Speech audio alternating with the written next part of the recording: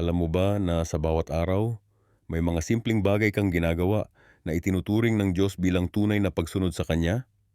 Hindi lahat ng pagsunod ay kailangang malalaking sakripisyo o nakamamanghang gawa ng pananampalataya. Minsan, ang pinakamalalim na anyo ng pagsunod ay nangyayari sa mga ordinaryong sandali ng iyong buhay, mga sandaling madalas mong hindi napapansin.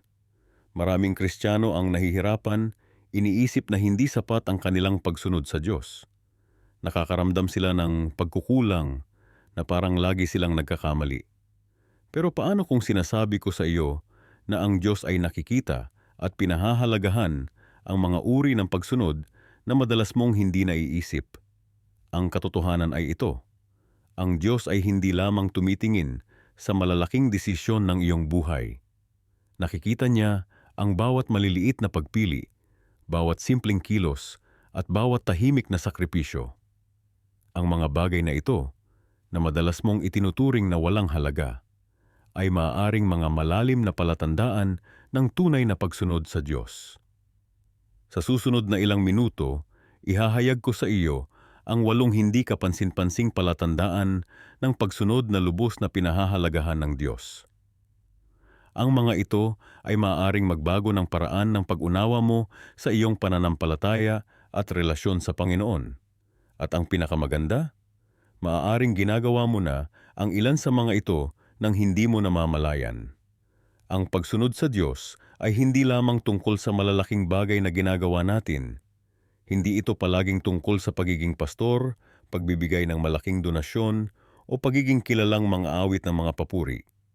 Kadalasan, ang tunay na pagsunod ay nakikita sa maliliit na bagay, sa mga simpleng desisyon na ginagawa natin araw-araw na hindi natin napapansin. Sa mundong puno ng ingay at kaguluhan, madali nating makalimutan na ang Diyos ay tumitingin sa ating puso. Hindi siya tulad ng tao na tumitingin lamang sa panlabas na anyo. Ang Diyos ay nakakakita ng mga bagay na hindi nakikita ng ibang tao. Ang ating tunay na intensyon, ang mga lihim na pakikibaka, at ang mga tahimik na sakripisyo na ginagawa natin para sa Kanya. May mga pagkakataon na nakakaramdam tayo ng pagdududa. Iniisip natin kung nakikita ba talaga ng Diyos ang ating pagsisikap, lalo na kapag tayo ay nasa gitna ng matinding pagsubok o kapag parang walang nangyayari sa ating mga dasal. Ngunit dapat nating tandaan na ang Diyos ay hindi kailanman nagbabago. Siya ay palaging tapat at siya ay palaging nakakakita ng mga bagay na hindi natin nakikita.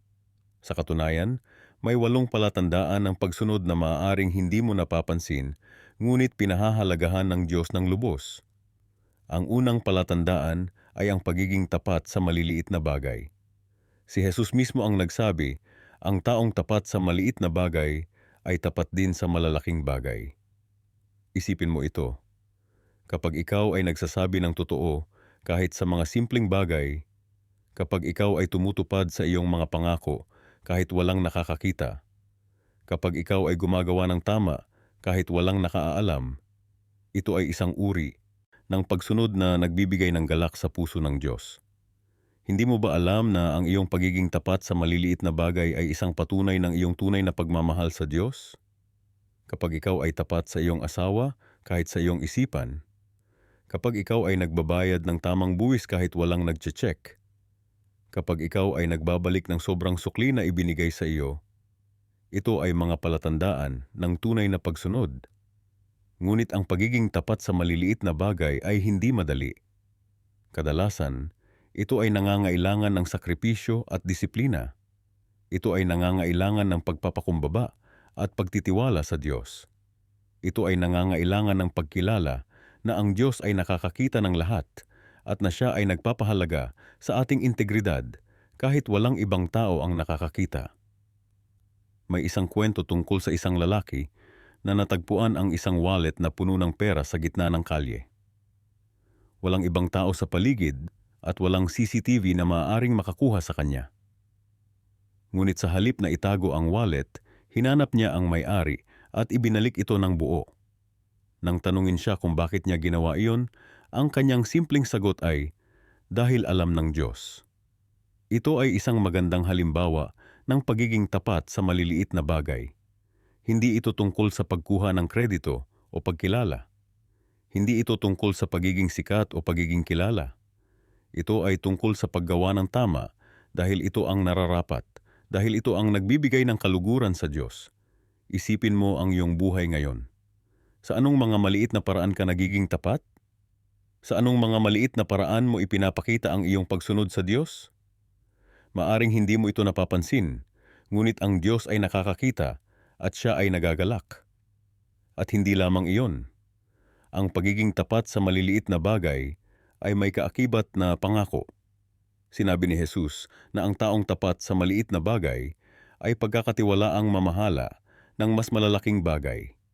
Kaya kung ikaw ay naghahangad ng mas malaking responsibilidad, mas malaking pagkakataon, o mas malaking pagpapala, magsimula ka sa pagiging tapat sa mga bagay na ipinagkatiwala na sa iyo ngayon. Ang ikalawang aspeto ng pagiging tapat sa maliliit na bagay ay ang pagiging tapat sa ating mga salita. Sinabi sa Biblia na ang ating mga salita ay mahalaga at na tayo ay mananagot sa bawat salitang lumalabas sa ating bibig. Kapag tayo ay nangangako, dapat tayong tumupad. Kapag tayo ay nagsasabi ng gagawin natin, dapat natin itong gawin. Sa kultura natin ngayon, madalas na nakikita natin ang mga tao na nagbibigay ng mga pangako na hindi nila kayang tuparin. Madalas nating nakikita ang mga tao na nagsasabi ng mga bagay na hindi nila siniseryoso. Ngunit bilang mga tagasunod ni Kristo, dapat tayong maging iba. Dapat tayong maging mga taong kilala sa pagiging tapat sa aming mga salita. Isipin mo kung gaano kahirap ito sa mundo ngayon. Sa social media, madali lang magbigay ng mga komento at pangako na hindi natin balak tuparin. Sa trabaho, madali lang magsabi ng gagawin ko yan kahit alam nating hindi natin ito magagawa. Sa ating mga relasyon, madali lang mangako ng mga bagay na hindi natin kayang ibigay. Ngunit ang Diyos ay tumatawag sa atin na maging iba. Siya ay tumatawag sa atin na maging mga taong ang oo ay oo at ang hindi ay hindi. Siya ay tumatawag sa atin na maging mga taong kilala sa pagiging tapat sa aming mga salita, kahit mahirap, kahit masakit, kahit ito ay nangangahulugan ng pagsasabi ng hindi sa mga bagay na gusto nating sabihin ng oo. Sa mundong ito na madalas sinusukat ang tagumpay sa pamamagitan ng yaman, posisyon o kapangyarihan, may isang uri ng pagsunod sa Diyos na madalas nakakalimutan, ang pagtulong sa iba nang walang inaasahang kapalit. Ito ang tunay na diwa ng paglilingkod na nagpapakita ng malalim na pagsunod sa kalooban ng Diyos. Isipin mo ito. Kailan ka huling tumulong sa isang tao nang hindi mo iniisip kung ano ang makukuha mo pabalik? Mahirap aminin, pero karamihan sa atin, lalo na tayong mga lalaki, madalas tumutulong dahil may inaasahan tayong kapalit. Maaring papuri, utang na loob, o kahit simpleng pagkilala. Ngunit ang tunay na pagsunod sa Diyos ay nakikita kapag tumutulong tayo kahit walang nakakakita, kahit walang nakakaalam, kahit walang papuri o pagkilala. May kwento ako tungkol sa isang kaibigan ko, si Ramon. Isang negosyante siya na kumikita ng milyones bawat buwan. Ngunit ang hindi alam ng marami, tuwing Sabado ng madaling araw, pumupunta siya sa isang home for the aged sa isang liblib na lugar sa Batangas. Hindi siya nagdadala ng camera crew, hindi siya nagpo-post sa social media. Tahimik lang siyang nagdadala ng pagkain, nagbibigay ng oras para kausapin ang mga nakatatanda, at kung minsan, naghuhugas pa ng kanilang mga damit. Nang tanungin ko siya kung bakit niya ito ginagawa, simple lang ang sagot niya. Hindi ko ginagawa ito para sa kanila o para sa akin. Ginagawa ko ito para sa Diyos. Iyan ang tunay na diwa ng pagsunod. Hindi para makita, hindi para makilala, kundi dahil alam mong iyon ang tama sa paningin ng Diyos. Sa Mateo 3:4, sinabi ni Jesus, "Ngunit ikaw, kapag nagbibigay ka ng limos, huwag mong ipaalam sa iyong kaliwang kamay ang ginagawa ng iyong kanang kamay, upang ang iyong paglilimos ay maging lihim. At ang iyong ama na nakakakita sa lihim ay gagantihan ka." Ang pagsunod na ito ay hindi madali, lalo na sa panahong digital ngayon, kung saan tila bawat mabuting gawa ay kailangang i-post, i-share, at makakuha ng maraming likes at reactions. Ngunit ang tunay na pagsunod ay ginagawa kahit walang applause, kahit walang camera, kahit walang hashtag. Maaaring iniisip mo ngayon, Ryan, pero hindi ba't sinabi sa Biblia na dapat tayong maging ilaw ng mundo? Hindi ba dapat makita ng iba ang ating mabubuting gawa para purihin nila ang Diyos? Tama ka dyan, kapatid. Ngunit may malaking pagkakaiba ang pagpapakita ng mabuting gawa para purihin ang Diyos at ang pagpapakita ng mabuting gawa para purihin ang sarili. Ang tunay na pagtulong sa iba ay nagmumula sa puso na umaapaw sa pagmamahal ng Diyos. Hindi ito naghahanap ng papuri. Hindi ito nagbibilang ng utang na loob. Tulad ng sinabi sa 1 Corinto 13:3, "At kahit ipamigay ko ang lahat ng aking ari-arian para pakainin ang mga dukha, at kahit ibigay ko ang aking katawan upang sunugin, ngunit wala akong pag-ibig, wala akong mapapala." Kaya ano ang mga konkretong paraan para ipakita ang ganitong uri ng pagsunod? Una, maghanap ka ng mga pagkakataon na tumulong nang hindi nalalaman ng iba. Maaring magbigay ka ng donasyon nang hindi naglalagay ng pangalan. Maaring tumulong ka sa isang kapitbahay nang hindi nagkukwento sa iba. O maaring mag-volunteer ka sa isang charity na walang kakilala. Pangalawa, suriin ang iyong motibo. Bakit ka tumutulong? Kung para makita ng iba, para sa papuri, o para sa social media points, baka kailangan mong i-recalibrate ang iyong puso. Pangatlo, alalahanin na ang tunay na gantimpala ay hindi nanggagaling sa tao kundi sa Diyos. Ang Diyos na nakakakita sa lihim ang siyang magbibigay sa iyo ng gantimpala. Hindi man sa buhay na ito, tiyak na sa buhay na darating. May isang pastor na nagsabi sa akin minsan, "Ang pinakamalaking pagtulong na magagawa mo ay ang pagtulong na hindi mo na maalala kinabukasan." Ibig sabihin, ang tunay na pagtulong ay nagiging second nature, parang paghinga. Ginagawa mo lang dahil iyon ang tama, hindi dahil may inaasahan kang kapalit. Sa ating lipunan ngayon, lalo na sa mga lalaki, madalas tayong tinuturuan na maging strategic sa lahat ng bagay, pati sa pagtulong. Ano ang ROI, return on investment ng pagtulong ko dito? Makakatulong ba ito sa network ko? Makikilala ba ako dahil dito? Ngunit ang Diyos ay tumitingin sa puso, hindi sa kalkulasyon. Maaaring iniisip mo ngayon, pero paano kung wala akong pera para tumulong? Tandaan mo, ang pagtulong ay hindi laging tungkol sa pera. Minsan, ang pinakamahalaga ay ang iyong oras, ang iyong pakikinig, ang iyong presensya. Ang simpleng pag-upo sa tabi ng isang taong nalulungkot, ang pakikinig sa problema ng isang kaibigan nang hindi agad nagbibigay ng solusyon, o ang pag-alalay sa isang nakatatanda sa pagtawid ng kalsada, ito ay mga paraan ng pagtulong na hindi nangangailangan ng pera. Ang pagtulong sa iba nang walang inaasahang kapalit ay isang uri ng pagsunod na nagpapakita ng malalim na pag-unawa sa puso ng Diyos. Ito ay pagsunod na nagmumula sa pagmamahal, hindi sa obligasyon. Ito ay pagsunod na nagpapakita ng tunay na pagkatao, hindi ng imahe na gusto nating ipakita sa iba. Sa huli, ang tanong ay hindi, ano ang makukuha ko sa pagtulong ko, kundi, paano ako makakatulong ng ayon sa kalooban ng Diyos? Dahil sa katapusan ng araw, ang tunay na sukatan ng ating pagsunod ay hindi ang papuri ng tao kundi ang pagkilala ng Diyos na sinabing mabuting gawa, mabuti at tapat na lingkod. Isa sa mga pinakamahalagang palatandaan ng tunay na pagsunod ay ang iyong kilos kapag walang nakakakita sa iyo. Marami sa atin ang madaling sumunod sa mga utos ng Diyos kapag nasa harap tayo ng ibang tao, sa simbahan, sa mga pagtitipon ng mga kapatid, o sa mga pampublikong lugar. Ngunit ano ang nangyayari kapag ikaw lang mag-isa? Kapag walang nakakakita sa iyo maliban sa Diyos? Isipin mo ito, ikaw ay nasa isang hotel room sa ibang bansa, malayo sa mga kakilala mo. May naglagay ng sobrang pera sa iyong bill na hindi napansin ng kahera. O kaya naman ay may pagkakataon kang manood ng mga bagay na hindi naayon sa turo ng Panginoon. Walang nakakakita. Walang makakaalam. Ano ang gagawin mo? Ang tunay na pagsunod ay hindi nakasalalay sa presensya ng ibang tao. Hindi ito tungkol sa pagpapakitang tao o sa pagkuha ng papuri mula sa iba. Ang tunay na pagsunod ay nanggagaling sa puso na nakatuon sa Diyos, na kinikilala na siya ay laging nakakakita, laging nakaririnig, at laging nakakaalam. May kwento tungkol sa isang batang lalaki na hinamon ng kanyang ama. Binigyan siya ng isang punong mansanas at sinabing putulin ito kapag walang nakakakita sa kanya. Bumalik ang bata pagkatapos ng ilang oras at sinabi, "Hindi ko magawa, itay. Kahit saan ako pumunta, laging may nakakakita sa akin." Ngumiti ang ama at nagtanong, "Sino?"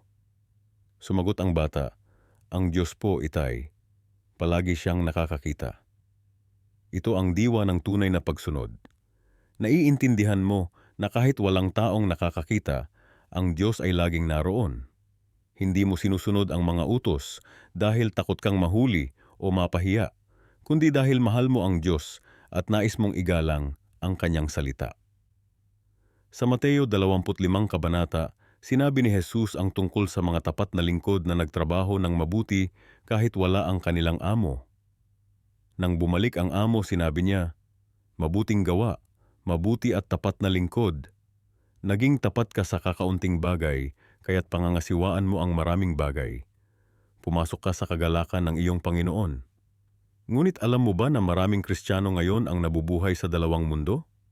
Sa publiko, sila ay mga huwaran ng kabanalan, nagdarasal, nagbabasa ng Biblia, at nagbibigay ng mga salita ng karunungan. Ngunit sa pribado, kapag walang nakakakita, ibang-iba ang kanilang pamumuhay. Pinapayagan nila ang kanilang sarili na gawin ang mga bagay na hindi nila gagawin kung may nakakakita. Ito ang tinatawag sa Biblia na pagpapaimbabaw. Sa Mateo 7 kabanata, sinabi ni Jesus, "Hindi lahat ng nagsasabi sa akin, 'Panginoon, Panginoon,' ay papasok sa kaharian ng langit, kundi ang gumagawa ng kalooban ng aking Ama na nasa langit." Hindi sapat ang pagsasabi na ikaw ay sumusunod sa Diyos. Ang mahalaga ay ang paggawa ng kanyang kalooban kahit walang nakakakita. May mga pagkakataon sa aking buhay na naharap ako sa mga sitwasyon kung saan madali sanang gumawa ng kasalanan. Walang makakaalam, walang makakakita. Ngunit sa mga sandaling iyon, naramdaman ko ang presensya ng Diyos at naalala ko na kahit walang tao sa paligid, hindi ako talaga nag-iisa. Ang Diyos ay nakakakita ng lahat. Alam mo ba na ang pagsunod kapag walang nakakakita ay nagpapakita ang tunay na pagmamahal sa Diyos? Hindi ito tungkol sa reputasyon o sa pagkuha ng papuri mula sa iba. Ito ay tungkol sa pagmamahal. Kapag tunay mong mahal ang Diyos, susundin mo ang kanyang mga utos, hindi dahil kailangan, kundi dahil gusto mo. Hindi dahil sa takot sa parusa, kundi dahil sa kagalakan ng pagsunod. Sa unang Juan 4 na kabanata sinabi, "Tayo'y umiibig sa Kanya sapagkat Siya ang unang umibig sa atin." Ang tunay na pagsunod ay hindi nanggagaling sa takot o obligasyon, kundi sa pagmamahal. At ang pagmamahal na iyon ay nagpapakita sa ating mga pagpili, lalo na kapag walang nakakakita. Isipin mo ang isang asawang lalaki na tapat sa kanyang asawa, hindi dahil takot siyang mahuli o mapahiya, kundi dahil mahal niya ang kanyang asawa at ayaw niyang saktan ito. Ganyan din dapat ang ating relasyon sa Diyos. Sumusunod tayo hindi dahil takot tayong mahuli, kundi dahil mahal natin siya at ayaw nating saktan ang kanyang puso. Kaya ang susunod na pagkakataon na ikaw ay mag-isa at walang nakakakita, tanungin mo ang iyong sarili, ano ang pipiliin ko? Ang daan ng kasalanan na walang nakakakita maliban sa Diyos o ang daan ng pagsunod dahil mahal ko ang Diyos at nais kong igalang siya? Ang iyong sagot sa tanong na iyan ay magpapakita kung ano ang nasa iyong puso. Dahil sa katapusan, ang tunay na pagsunod ay hindi tungkol sa kung ano ang nakikita ng iba, kundi kung ano ang nakikita ng Diyos. Tandaan mo, ang tunay na pagsunod ay hindi nakadepende sa presensya ng ibang tao. Ito ay nakadepende sa iyong pagmamahal sa Diyos at sa iyong pagkilala na Siya ay laging kasama mo, nakakakita ng lahat ng iyong ginagawa at nakakarinig ng lahat ng iyong sinasabi. Kaya mamuhay ka ng may integridad kahit walang nakakakita. Ang pagtitiwala sa Diyos sa kabila ng kalituhan ay isang palatandaan na talagang pinahahalagahan niya. Isipin mo ito. Madali lang naman magtiwala sa Diyos kapag maayos ang lahat, di ba? Kapag maganda ang trabaho, masaya ang pamilya, kumpleto ang kalusugan. Pero ano naman kung biglang nagkakaroon ng mga pagsubok? Ano kung bigla na lang nagdidilim ang lahat? Alam mo kapatid, ang tunay na subok ng ating pananampalataya ay hindi sa mga maaraw na araw, kundi sa gitna ng bagyo. Kapag hindi mo na maintindihan kung bakit pinapayagan ng Diyos na dumaan ka sa matinding pagsubok. Kapag hindi mo na makita kung saan ka patungo. Kapag parang walang katapusan ang dilim. May kwento ako tungkol sa isang lalaki na nakatanggap ng tawag sa telepono isang gabi. Ang kanyang anak na lalaki ay naaksidente at nasa critical na kondisyon sa ospital. Habang nagmamaneho papunta sa ospital, napakalamig ng gabi at may malakas na ulan. Biglang nawala ang kuryente sa buong lungsod. Walang ilaw, walang traffic signal at hindi niya alam kung paano makakarating sa ospital. Ang tanging ginawa niya ay magdasal. Panginoon, hindi ko makita ang daan. Tulungan mo ako. At sa gitna ng kadiliman, patuloy siyang nagmaneho, umaasa na nasa tamang direksyon siya. Pagkatapos ng ilang minuto, nakita niya ang isang ambulansya sa unahan. Sinundan niya ito at direkta itong pumunta sa ospital kung saan naroon ang kanyang anak. Ganyan ang pagtitiwala sa Diyos sa gitna ng kalituhan. Hindi mo nakikita ang buong larawan, pero nagtitiwala ka pa rin na may plano siya.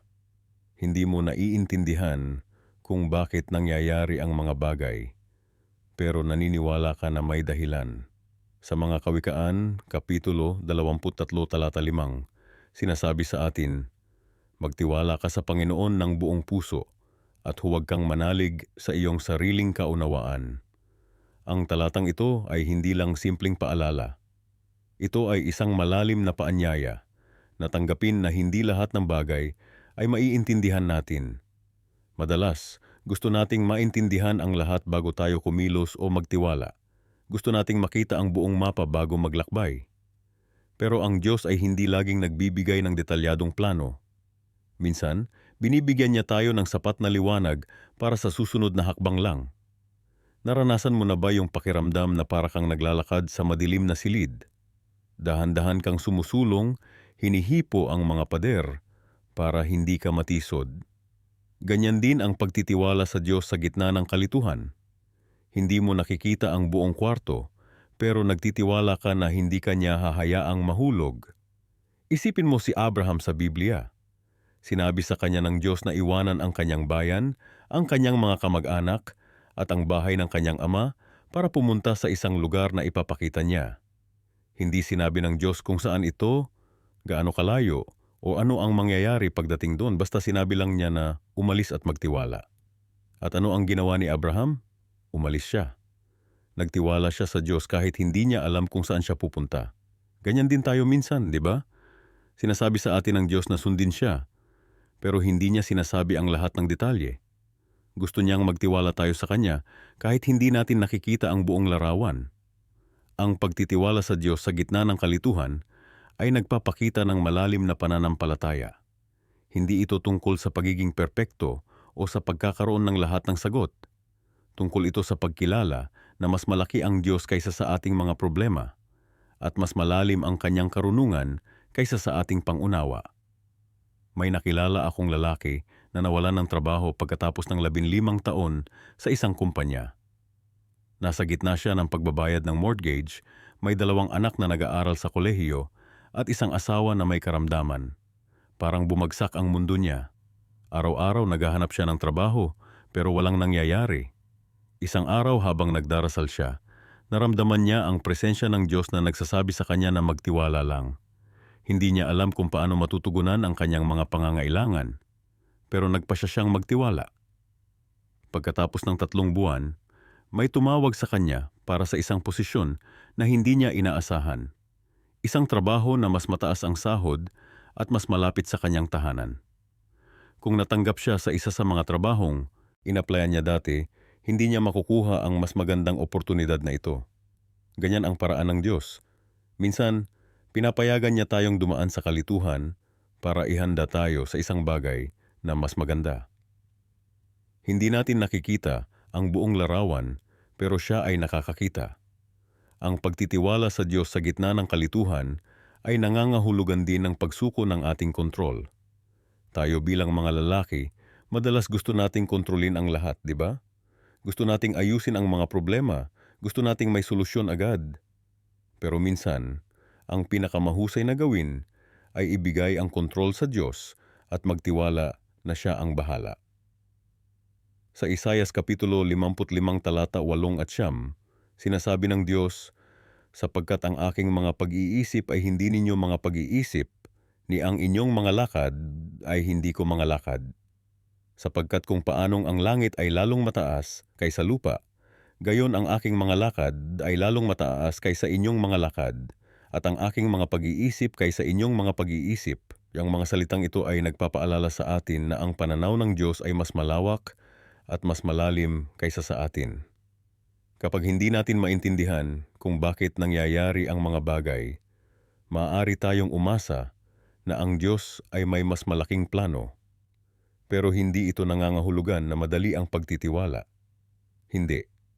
Madalas, ito ay mahirap at nakakapagod.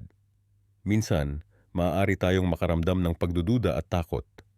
Maaari tayong magtanong kung naririnig ba talaga tayo ng Diyos o kung nakalimutan na niya tayo. Sa mga panahong iyon, mahalaga na alalahanin natin ang kanyang katapatan sa nakaraan. Paano niya tayo tinulungan noong mga nakaraang pagsubok? Paano niya ipinakita ang kanyang pagmamahal at pag-aalaga? Ang paggunita sa mga pagpapalang ito ay makakatulong sa atin na magtiwala sa kanya ngayon, kahit na hindi natin nakikita ang daan sa harapan. Alam mo ba na ang bawat isa sa atin ay may natatanging plano mula sa Diyos? Hindi ito basta plano lang. Ito ay isang maingat na disenyo para sa ating mga buhay. Isang mapa na naglalayong gabayan tayo sa ating tunay na layunin. Ngunit dito pumapasok ang isang mahalagang tanong. Paano natin malalaman kung tayo ay sumusunod sa plano ng Diyos para sa ating buhay? Marami sa atin ang nagtatanong kung tayo ba ay nasa tamang landas. Minsan, ang ating mga desisyon ay parang maliliit na bagay lamang. Pumili ng trabaho dito, lumipat ng bahay doon, o gumawa ng mga pang-araw-araw na pagpapasya. Ngunit sa katotohanan, ang bawat desisyon ay bahagi ng isang mas malaking larawan na iginuhit ng Diyos para sa atin. Naalala ko ang kwento ni Miguel, isang kaibigan na nagtrabaho sa loob ng 10 taon bilang accountant. Matagumpay siya, kumikita ng malaki, ngunit lagi siyang may pakiramdam na may kulang. Isang araw nakaramdam siya ng malakas na panghihikayat na mag-aral ng teolohiya. Isang hakbang na tila walang kaugnayan sa kanyang karera. Maraming nagsabi sa kanya na isa itong malaking pagkakamali. Ngunit sumunod siya sa tinig na iyon at ngayon, siya ay isang pastor na nag-aakay sa daan-daang tao patungo sa pananampalataya. Gumagamit pa rin ang kanyang mga kasanayan sa accounting para tulungan ang kanyang kongregasyon na maging matatag sa pananalapi. Ang pagsunod sa plano ng Diyos ay hindi laging nangangahulugang pagkakaroon ng malinaw na mapa. Kadalasan, ito ay parang paglalakad sa dilim na may maliit na flashlight lamang. Nakikita mo lang ang susunod na hakbang, hindi ang buong landas. Ngunit sa bawat hakbang ng pagsunod, nagkakaroon ka ng mas malalim na pagkaunawa at kapayapaan. Paano mo malalaman kung ikaw ay sumusunod sa plano ng Diyos? Una, makinig ka sa iyong puso. May sinasabi ang Biblia sa Kawikaan 23, verso 17, huwag mong hayaang mainggit ang iyong puso sa mga makasalanan, kundi maging masigasig ka palagi sa takot sa Panginoon.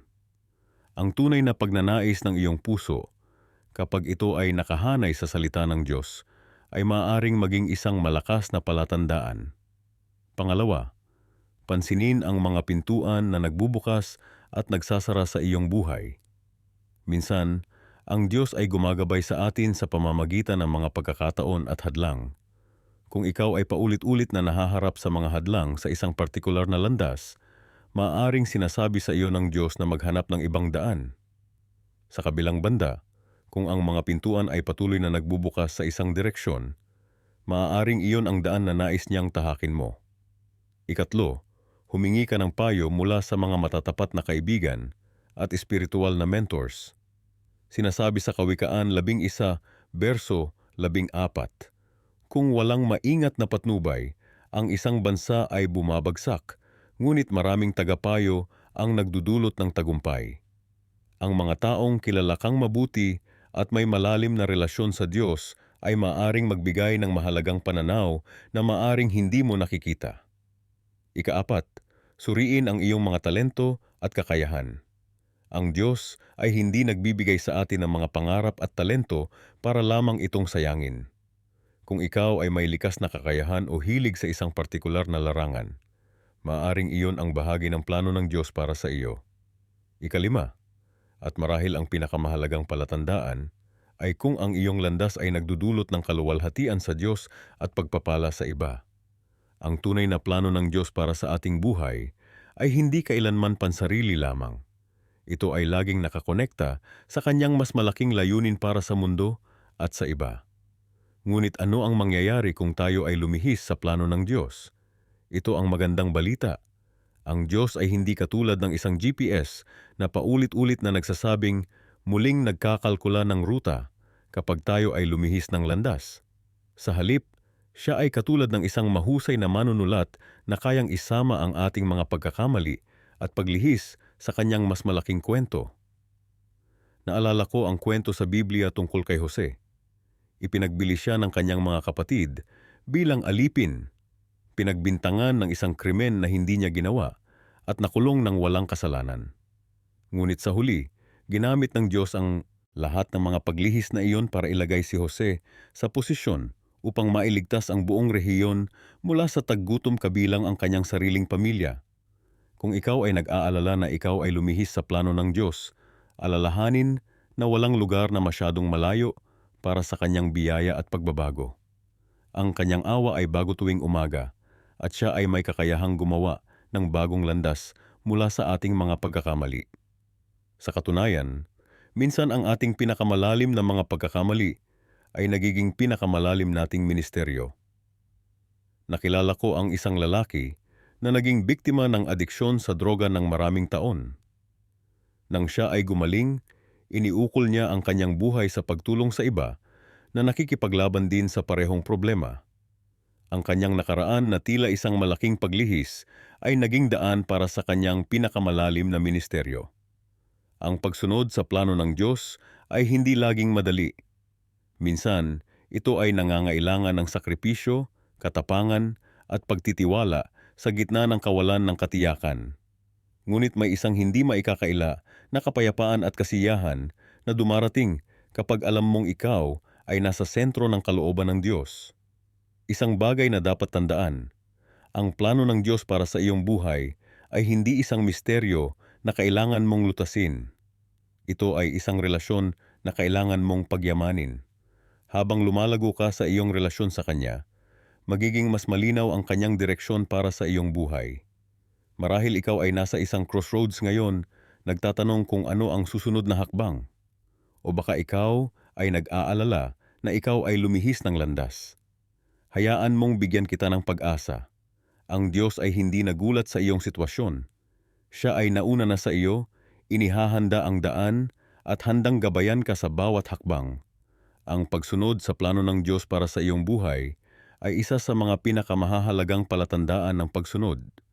Hindi ito tungkol sa pagkakaroon ng perpektong buhay o paggawa ng perpektong desisyon sa bawat pagkakataon. Ito ay tungkol sa pagtitiwala sa Kanya kahit na ang daan ay hindi malinaw at paghahanap ng Kanyang kalooban kahit na ito ay nangangahulugang paglalakad sa hindi pamilyar na teritoryo. Sa mundo ng social media at instant gratification, madalas nating naiisip na ang kabutihan ay dapat na makita ng iba. Gusto nating ma-recognize ang ating mga mabubuting gawa, makakuha ng likes, shares, at papuri mula sa iba. Ngunit alam mo ba na ang tunay na pagkakawanggawa na pinahahalagahan ng Diyos ay iyong ginagawa mo nang walang nakakaalam? Isipin mo ito. Ikaw ay tahimik na nagbibigay ng tulong sa isang kapitbahay na nahihirapan, walang kamera, walang post sa Facebook, walang kwento sa Instagram. Walang nakakaalam maliban sa iyo at sa taong iyong tinulungan. Sa mata ng Diyos, ito ay isang malaking bagay. Sa Mateo 6:3, sinabi ni Jesus, "Ngunit kapag ikaw ay nagbibigay ng limos, Huwag ipaalam sa iyong kaliwang kamay ang ginagawa ng iyong kanang kamay, upang ang iyong pagkakawanggawa ay maging lihim, at ang iyong Ama na nakakakita sa lihim ay gagantihan ka. Hindi ba't kamangha-mangha? Ang Diyos ay nakakakita ng mga bagay na hindi nakikita ng iba. Siya ay nagbibigay ng halaga sa mga aksyon na ginagawa mo nang hindi nakikita ng mata ng tao. Hindi mo kailangang mag-post ng blessed o good deeds para makuha ang atensyon ng Diyos. Sa katunayan, mas pinahahalagahan niya ang mga bagay na ginagawa mo nang walang nakakaalam. May isang lalaki na nakilala ko noon, si Mang Roberto. Araw-araw siya ay bumibili ng tinapay sa panaderya malapit sa kanilang bahay. Akala ng lahat na mahilig lang siya sa pandesal. Ngunit ang hindi nila alam, ang mga tinapay na iyon ay pinamimigay niya sa mga batang lansangan na nagugutom tuwing umaga. Walang nakakaalam ng kanyang mabuting gawa maliban sa kanya at sa mga batang iyon. Ngunit sigurado ako, nakikita ito ng Diyos. Alam mo, ang tunay na pagsubok ng ating pananampalataya ay kung paano tayo kumikilos kapag walang nakakakita. Madali lang naman maging mabuti kapag alam mong may nakatingin, di ba? Pero paano kung wala?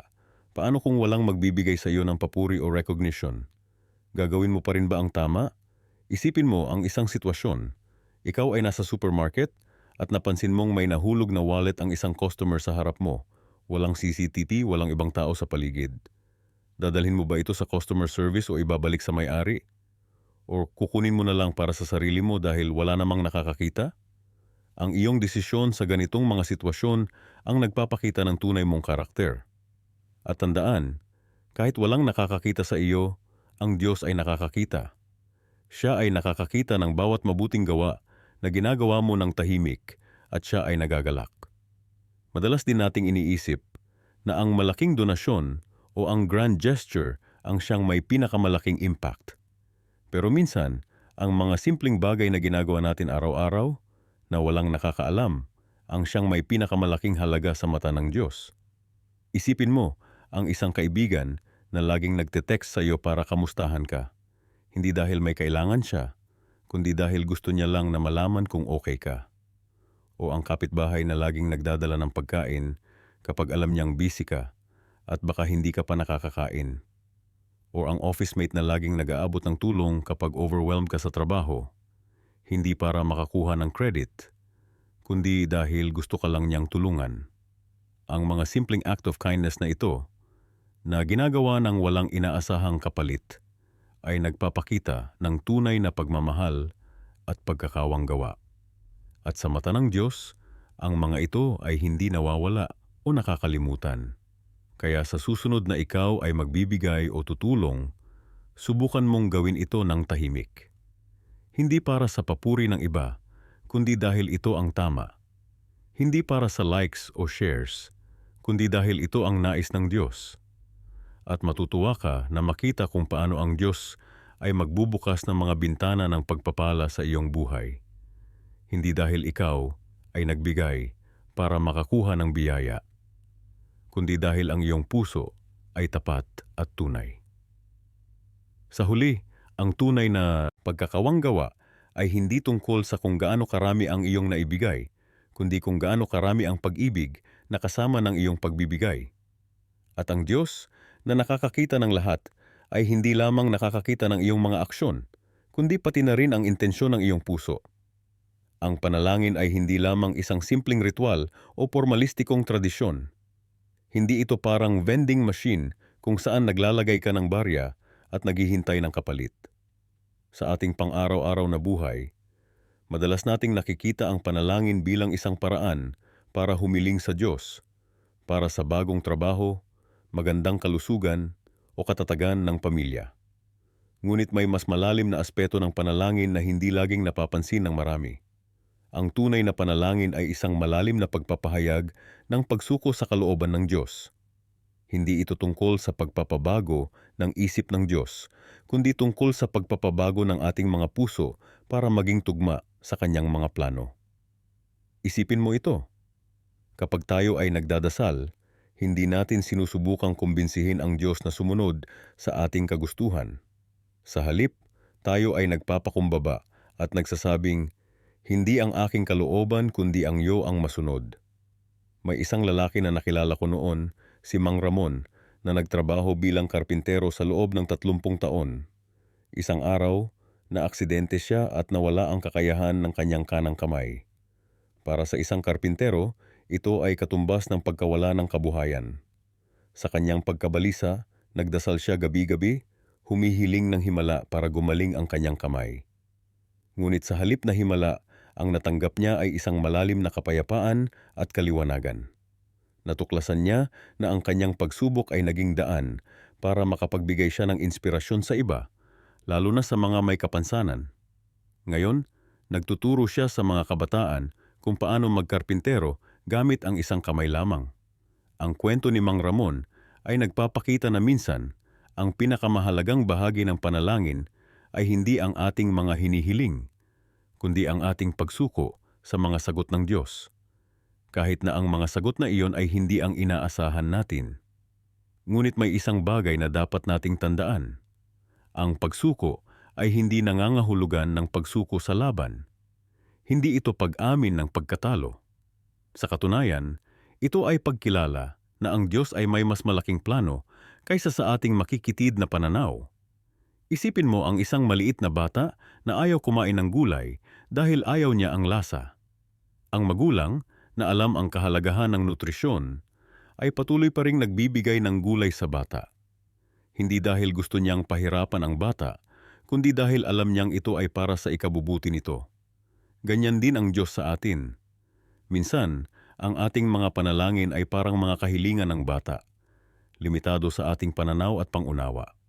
Ngunit ang Diyos, na nakakakita ng mas malawak na larawan, ay tumutugon sa paraang pinakamabuti para sa atin sa pangmatagalan.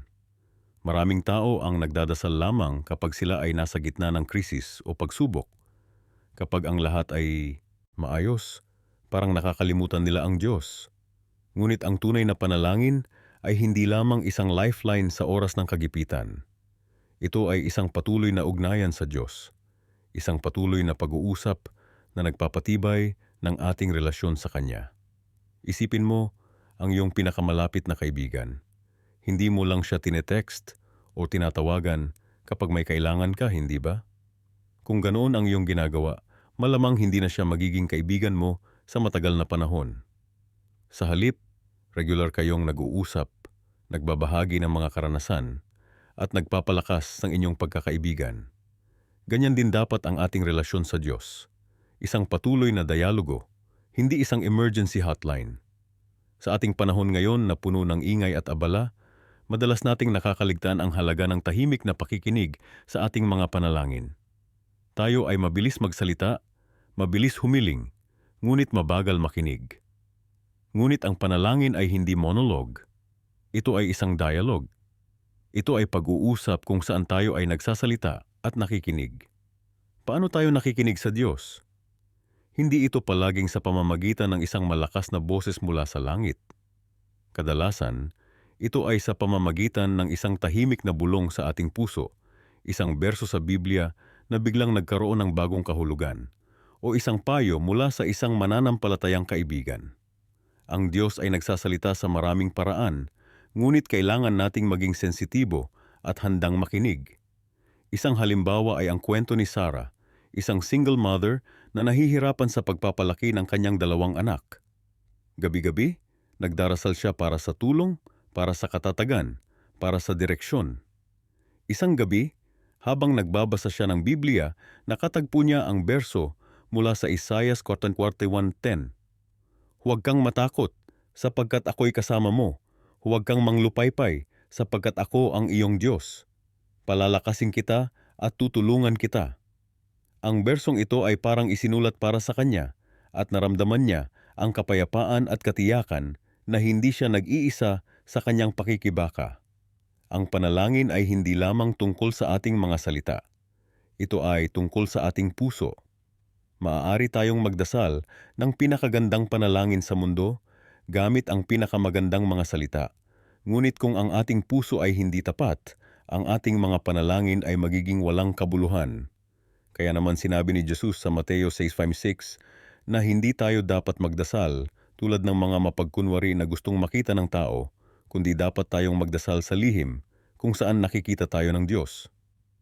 Sa katunayan, ang isa sa mga pinakamalakas na panalangin ay maaring ang pinakasimple, Diyos, tulungan mo ako. Sa panalangin ito, inaamin natin ang ating kahinaan at pangangailangan sa Diyos. Inaamin natin na hindi natin kaya sa sarili lang natin. At sa pag-amin na yon, nagbubukas tayo ng pinto para sa Diyos na kumilos sa ating buhay. Sa gitna ng ating mga pagsubok at paghihirap, madalas nating tanungin kung nakikinig ba ang Diyos sa ating mga panalangin. Bakit parang hindi niya sinasagot ang ating mga kahilingan? Bakit patuloy pa rin ang sakit at paghihirap? Ngunit ang katotohanan ay, ang Diyos ay palaging nakikinig. Ang kanyang katahimikan ay hindi nangangahulugan ng kanyang kawalan. Minsan, ang kanyang katahimikan ay isang paanyaya para tayo ay mas lumapit sa kanya, para tayo ay mas malalim na magtiwala sa kanya. Isipin mo ang isang ama na nagtuturo sa kanyang anak na magbisikleta. Hindi niya ito bibitawan kaagad. Ngunit sa tamang oras, kailangan niyang hayaan ang bata na tumayo sa sarili niyang mga paa. Hindi ito dahil hindi niya mahal ang kanyang anak, kundi dahil alam niyang ito ang paraan para matuto at lumago ang bata. Ganyan din ang Diyos sa atin. Minsan, ang kanyang katahimikan ay isang paraan para tayo ay matuto at lumago sa ating pananampalataya. Ang panalangin ay isang kapangyarihan na madalas nating hindi lubos na nauunawaan. Ito ay isang koneksyon sa Diyos na nagbibigay sa atin ng lakas, kapayapaan at direksyon. Ito ay isang paraan para tayo ay makapagpahayag ng ating pasasalamat, ating mga takot at ating mga pangarap. Ngunit higit sa lahat, ito ay isang paraan para tayo ay mas malalim na makilala ang Diyos at ang kanyang kalooban para sa ating buhay. Kaya sa susunod na ikaw ay magdasal, tandaan, ang panalangin ay hindi lamang tungkol sa paghingi ng mga bagay mula sa Diyos. Ito ay tungkol sa pagsuko sa kanyang kalooban, pakikinig sa kanyang tinig, at pagtitiwala sa kanyang plano. Ito ay tungkol sa pagbabago ng ating puso para maging tugma sa kanya, hindi tungkol sa pagbabago ng kanyang isip para maging tugma sa atin. Madalas nating iniisip na ang pagsunod sa Diyos ay tungkol lamang sa malalaking bagay. Ang pagpunta sa simbahan tuwing linggo, ang pagbibigay ng ikapu, o ang pagiging matapat sa asawa. Ngunit ang katotohanan, ang tunay na pagsunod sa Diyos ay mas malalim kaysa sa mga nakikitang gawain. Ito ay tungkol sa mga bagay na maaaring hindi mo napapansin o hindi mo naiisip na mahalaga pala sa Kanya. Ngayong araw na ito, aalamin natin ang 8 palatandaan ng pagsunod na lubhang pinahahalagahan ng Diyos, ngunit madalas hindi napapansin o nabibigyan ng halaga ng marami sa atin. Ang mga bagay na ito ay hindi lamang panlabas na gawain, kundi malalim na aspeto ng ating puso at isipan na nagpapakita ng tunay na katangian ng ating relasyon sa Diyos. Una sa lahat, isipin mo ito. Paano kung ang mga bagay na akala mo ay maliliit at walang halaga sa mata ng Diyos ay siya palang mga bagay na kanyang pinakatingin? Paano kung ang mga simpleng desisyon na ginagawa mo araw-araw, na sa tingin mo ay walang kinalaman sa iyong pananampalataya, ay siya palang sukatan ng tunay mong pagsunod? Ang unang palatandaan na pinahahalagahan ng Diyos ay ang iyong pagiging tapat sa maliliit na bagay. Sabi nga sa Biblia, ang taong tapat sa maliit na bagay ay tapat din sa malalaking bagay. Ngunit ano ba ang ibig sabihin nito sa praktikal na paraan? Ito ay nangangahulugan na kapag sinabi mong babalik ka sa isang tao ng 3:00, sinisikap mo, talagang dumating sa oras. Kapag nangako kang magpapadala ng mensahe, ginagawa mo ito. Kapag may utang kang 50 piso sa kaibigan mo, binabayaran mo ito kahit na hindi niya na hinihingi.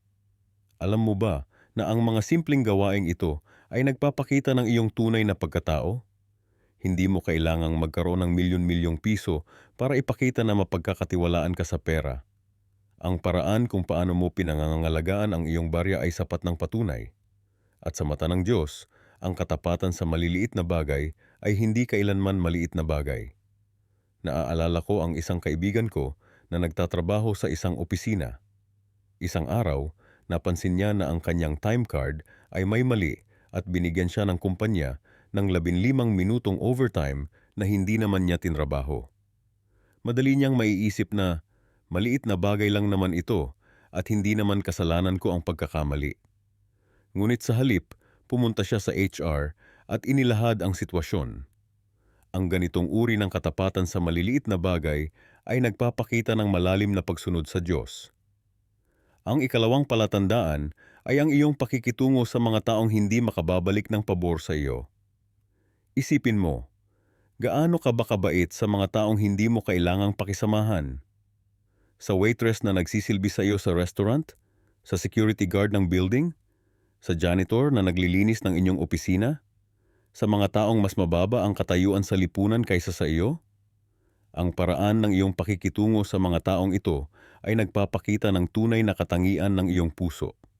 Madali lang maging mabait sa mga taong makapangyarihan, sa mga boss, sa mga taong makakatulong sa iyong career. Pero ang tunay na sukatan ng iyong pagkatao ay kung paano ka kumikilos kapag walang makikinabang sa iyo. Si Jesus mismo ay nagpakita ng halimbawa nito nang hugasan niya ang mga paa ng kanyang mga alagad. Isang gawain na karaniwang ginagawa ng mga alipin sa panahong iyon. Ipinakita niya na ang tunay na kadakilaan ay nasa paglilingkod, hindi sa pagiging pinaglilingkuran. Kaya sa susunod na makita mo ang janitor sa inyong opisina, subukang ngumiti at batiin siya.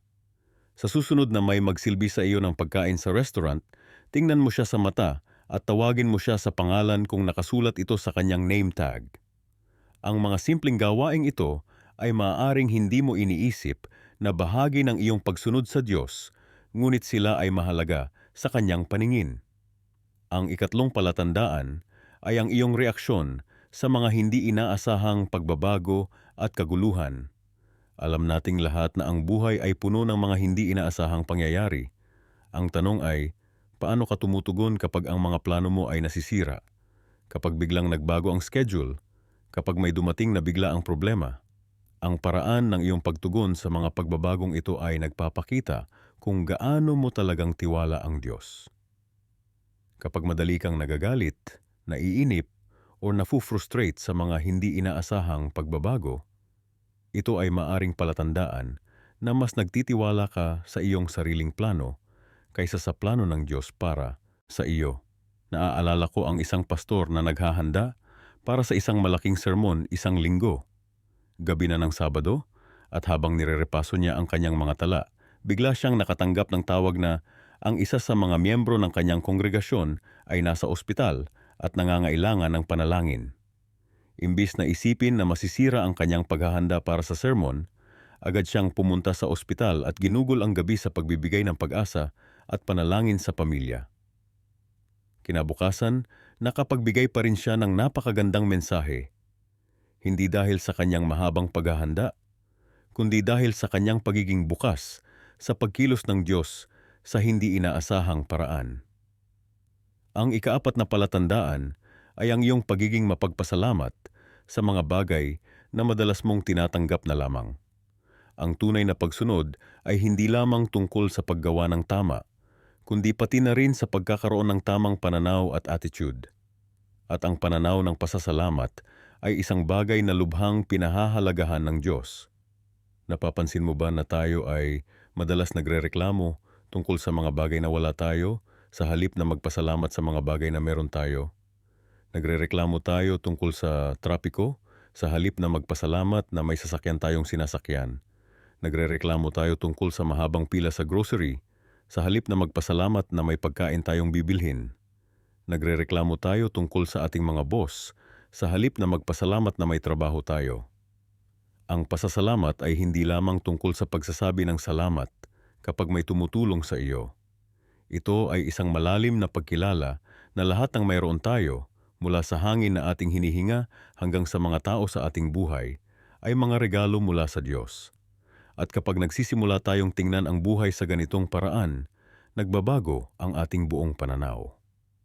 Ang ikalimang palatandaan ay ang iyong pakikitungo sa mga taong sumasalungat sa iyo o hindi sumasang-ayon sa iyong mga opinyon. Sa mundo ngayon na puno ng polarisasyon at dibisyon, ang paraan ng ating pakikipag-usap sa mga taong iba, ang pananaw sa atin ay nagiging mas importante.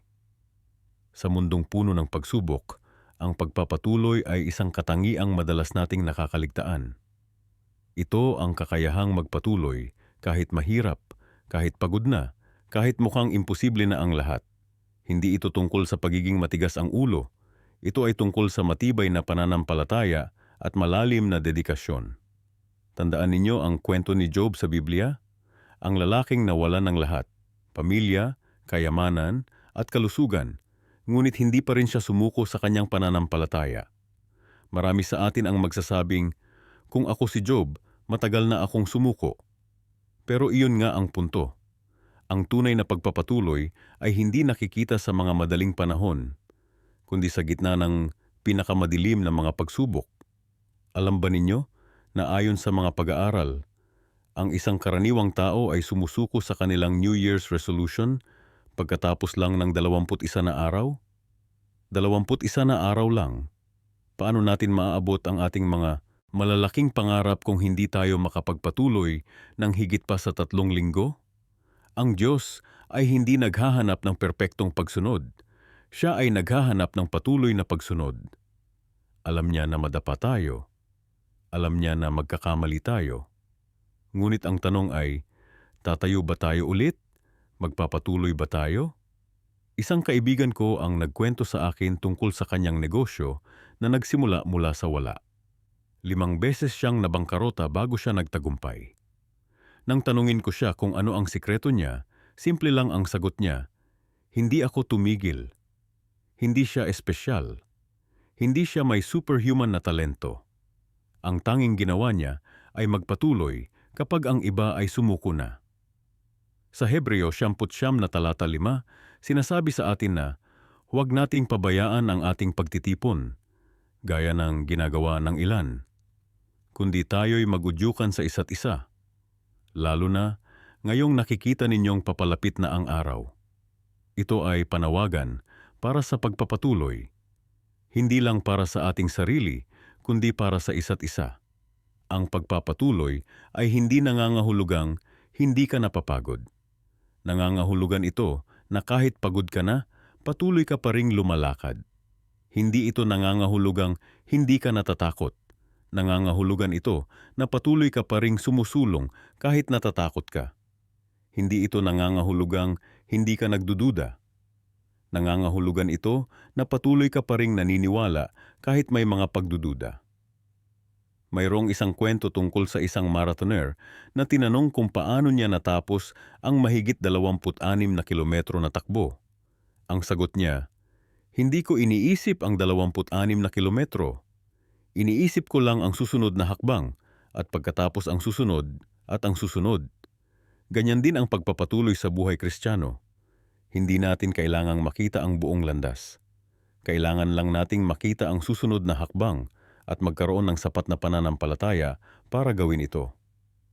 Alam mo ba na si Thomas Edison ay gumawa ng 10,000 eksperimento bago niya naimbento ang light bulb? Nang tinanong siya tungkol sa kanyang mga pagkabigo, sumagot siya, hindi ako nabigo. Nakahanap lang ako ng 10,000 paraan na hindi gumagana. Iyan ang diwa ng pagpapatuloy.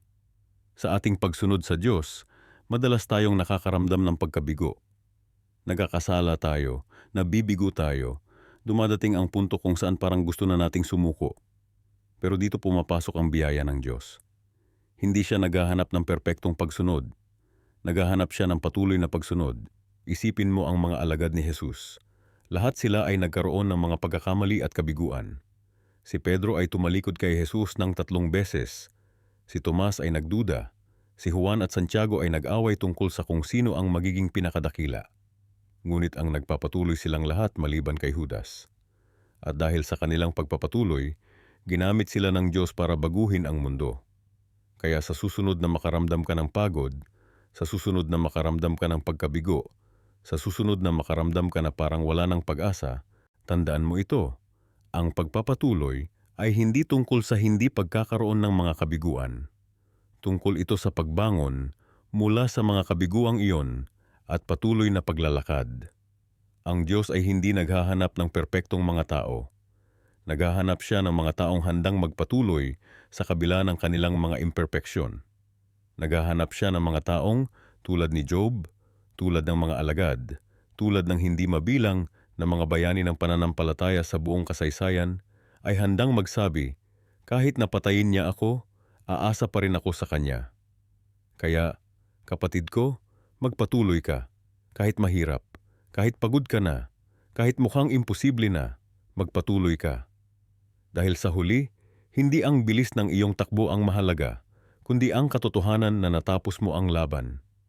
Sa ating pang-araw-araw na buhay, kadalasan nating iniisip na ang pagsunod sa Diyos ay nangangahulugan lamang ng pagdalo sa simbahan, pagbibigay ng ikapu, o pagsunod sa 10 utos. Ngunit ang katotohanan, ang pagsunod na pinahahalagahan ng Diyos ay mas malalim at mas malawak kaysa sa ating naiisip. Ito ay hindi lang tungkol sa mga panlabas na gawain, kundi tungkol din sa ating puso at motibo. Maraming mga palatandaan ng tunay na pagsunod na maaaring hindi natin napapansin. Ang mga ito ay hindi palaging maliwanag o madaling makita, ngunit ang mga ito ay mahalaga sa paningin ng Diyos. Kaya, ano nga ba ang 8 palatandaan ng pagsunod na pinahahalagahan ng Diyos? Una, ang tunay na pagsunod ay nanggagaling sa puso. Hindi ito basta pagsunod dahil sa takot o obligasyon. Ito ay pagsunod dahil mahal mo ang Diyos at gusto mong sundin ang Kanyang kalooban. Sinabi ni Jesus, "Kung mahal ninyo ako, susundin ninyo ang aking mga utos." Ang pagsunod na nagmumula sa pag-ibig ay mas malalim at mas tunay kaysa sa pagsunod na nagmumula sa takot o obligasyon.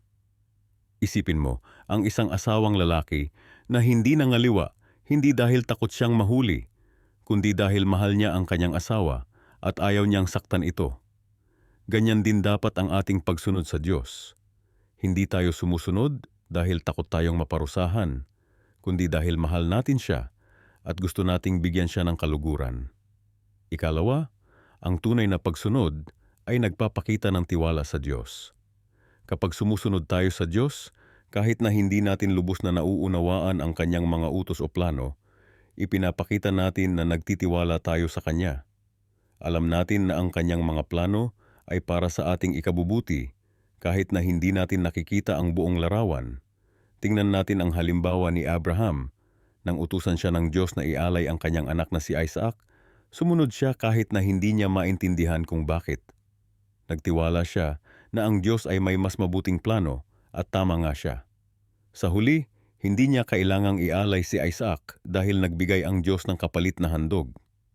Ikatlo, ang tunay na pagsunod ay hindi pihikan. Hindi tayo pumipili kung aling mga utos ang susundin natin at alin ang hindi. Sumusunod tayo sa lahat ng utos ng Diyos, hindi lang sa mga madali o komportable para sa atin. Ang pagsunod na pihikan ay hindi tunay na pagsunod. Maraming tao ang sumusunod sa mga utos na madali para sa kanila, pero iniiwasan ang mga utos na mahirap o hindi komportable. Halimbawa, madali para sa kanila ang hindi magnakaw o pumatay, pero mahirap ang magpatawad sa mga taong nakasakit sa kanila o magbigay ng ikapu. Ang tunay na pagsunod ay hindi namimili. Ika-4, ang tunay na pagsunod ay hindi naghahanap ng papuri o pagkilala. Hindi tayo sumusunod para mapansin o mapuri ng ibang tao. Sumusunod tayo dahil ito ang tama at ito ang nais ng Diyos para sa atin. Ang pagsunod na naghahanap ng papuri ay hindi tunay na pagsunod. Sinabi ni Jesus sa Mateo 6:1, "Mag-ingat kayo na huwag gagawa ng mabuti sa harap ng mga tao para lang makita nila kayo, dahil kung ganoon, wala kayong matatanggap na gantimpala mula sa inyong Ama na nasa langit." Ang tunay na pagsunod ay ginagawa ng tahimik at walang pagmamalaki. Ika-5, ang tunay na pagsunod ay nagpapakita ng pagpapakumbaba. Kapag sumusunod tayo sa Diyos, kinikilala natin na Siya ang may kontrol at hindi tayo. Kinikilala natin na ang Kanyang karunungan ay mas mataas kaysa sa atin at ang Kanyang mga paraan ay mas mabuti kaysa sa atin. Ang pagpapakumbaba ay hindi madali, lalo na sa mundo ngayon na nagtuturo sa atin na maging independyente at magtiwala sa sarili. Pero ang tunay na pagsunod ay nagpapakita ng pagpapakumbaba sa harap ng Diyos. Ika-6, ang tunay na pagsunod ay nagdudulot ng kagalakan at kapayapaan. Kapag sumusunod tayo sa Diyos, nararanasan natin ang kagalakan at kapayapaan na hindi maibibigay ng mundo. Ito ay dahil ang pagsunod sa Diyos ay nagdudulot ng harmony sa ating buhay at sa ating relasyon sa Kanya. Maraming tao ang nag-aakalang ang pagsunod sa Diyos ay nagdudulot ng pagkabagabag o kawalan ng kasiyahan. Pero ang katotohanan, ang pagsunod sa Diyos ay nagdudulot ng tunay na kagalakan at kapayapaan na hindi maibibigay ng anumang bagay sa mundo. Ika-7, ang tunay na pagsunod ay nagsasama ng pagkilos at pananampalataya. Hindi sapat na sabihin lang natin na naniniwala tayo sa Diyos. Dapat nating ipakita ang ating pananampalataya sa pamamagitan ng ating mga pagkilos at pagsunod. Sinabi ni Santiago sa kanyang sulat, ano ang pakinabang kung sasabihin ng isang tao na siya ay may pananampalataya ngunit wala siyang gawa? Maliligtas ba siya ng pananampalatayang iyon? Ang tunay na pagsunod ay hindi lang salita, kundi pagkilos din. At panghuli, ang tunay na pagsunod ay patuloy at hindi nauubos. Hindi ito isang beses na pagkilos, kundi isang patuloy na proseso. Patuloy tayong sumusunod sa Diyos sa bawat araw ng ating buhay, kahit na mahirap, kahit na hindi tayo naiintindihan ng ibang tao, at kahit na tayo ay nakakaranas ng mga pagsubok at pagdurusa. Ang tunay na pagsunod ay hindi natatapos kapag tayo ay nakakaranas ng mga pagsubok o kapag ang mga bagay ay hindi nangyayari ayon sa ating gusto. Patuloy tayong sumusunod sa Diyos, nagtitiwala na siya ay may mas mabuting plano para sa atin. Kaya kaibigan, ano ang uri ng pagsunod na mayroon ka? Ang iyong pagsunod ba ay nagmumula sa puso? Nagpapakita ba ito ng tiwala sa Diyos? Hindi ba ito pihikan? Hindi ba ito naghahanap ng papuri? Nagpapakita ba ito ng pagpapakumbaba? Nagdudulot ba ito ng kagalakan at kapayapaan? Nagsasama ba ito ng pagkilos at pananampalataya? At patuloy at hindi ba ito nauubos? Kung gusto mo pang malaman ang tungkol sa pagsunod na pinahahalagahan ng Diyos, i-like at i-share ang video na ito para makatulong tayo sa iba pang mga tao na maintindihan ang tunay na kahulugan ng pagsunod sa Diyos.